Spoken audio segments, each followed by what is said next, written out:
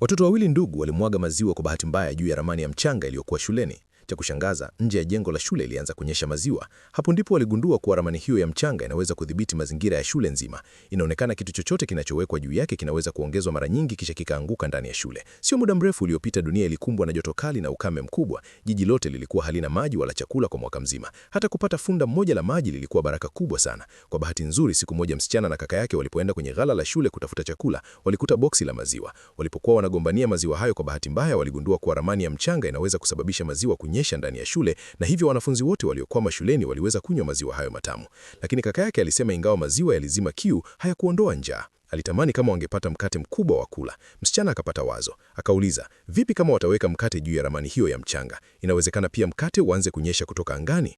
Wakaamua kujaribu. Walitafuta kila mahali hadi wakapata kipande cha mwisho cha mkate mikononi mwa mtoto mmoja. Msichana akakinyakua haraka na kumwambia kaka yake kuwa atampa mkate mkubwa zaidi kuliko yeye. Lakini mtoto huyo alidhani msichana anamuibia mkate wake. Akaanza kulia na kulalamika kwa walimu kuwa mkate wake umechukuliwa. Walipokuwa karibu kukamatwa, msichana alitupa mkate ule juu ya ramani ya mchanga. Mara moja mkate ukaanza kunyesha ndani ya shule. Walimu na wanafunzi wote walishangaa sana, lakini waliamua kula kwanza kabla ya kuuliza maswali. Ndugu hao sasa waliamini kabisa kuwa ramani ya mchanga ilikuwa ya ajabu sana. Kifaa hicho kilichokuwa kwenye ghala la shule kinaweza kuongeza chakula na kulisha shule nzima.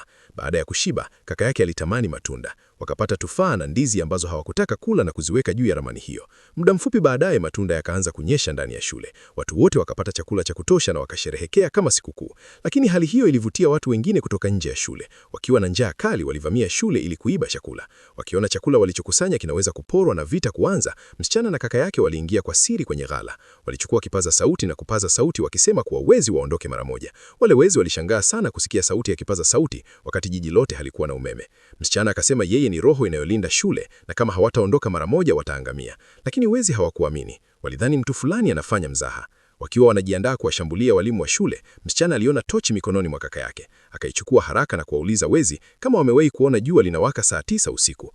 Wezi walicheka na kusema haiwezekani jua kuwashwa kama taa. Walidhani bado ni mzaha. Wakiwa wanataka kushambulia, msichana akaitupa tochi juu ya ramani ya mchanga. Sekunde iliyofuata, mwanga mkali kama wa jua ukaangaza juu ya shule nzima. Wezi wakaogopa sana na kukimbia kwa hofu.